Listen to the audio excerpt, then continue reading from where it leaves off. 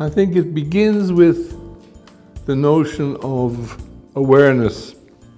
When we are most aware, our contact with the environment is at its most useful to us.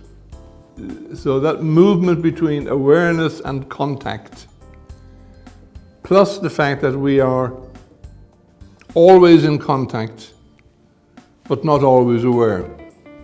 The heart of Gestalt is in moving between always being in contact and not always being aware, and connecting these two things, awareness and contact. To fully experience yourself in terms of your physical reactions, your cognitive interpretation of those, and to see the connection between all of these things, that you are not just only a mind and you're not just only a body, you are the whole thing. We're back to the meaning of the word Gestalt.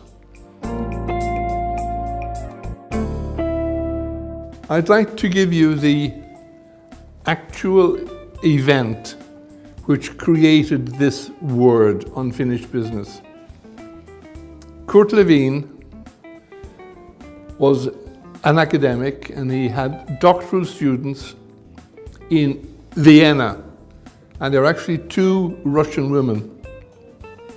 One was Osviankina and the other was Bluma Zygarnik. And they were out having coffee, he and his students. When Lewin went to pay, the waiter came up and looked at them and said, coffee, cappuccino, Americano, cake, small cake, big cake, and just mentioned everything that they had had and then gave a price.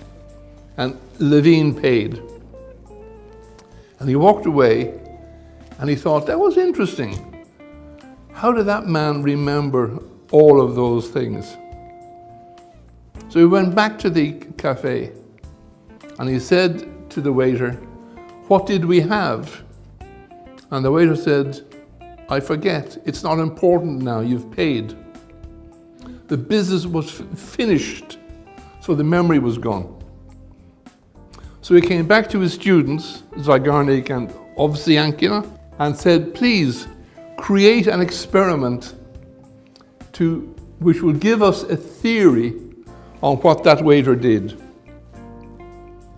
And the two of them did the same experiment, but they drew different conclusions from it.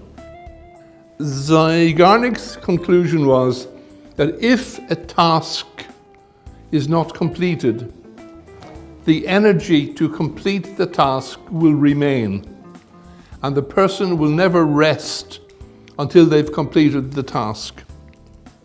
And Ovsiankina came to the conclusion that we remember things that are not finished. We forget things that are finished because they're not useful to us anymore. So she was concerned about the memory, and Zygarnik was concerned about the energy to complete something. So the whole idea of the unfinished Gestalt, or the unfinished business, comes from the energy that we will invest in completing something that for us isn't really finished.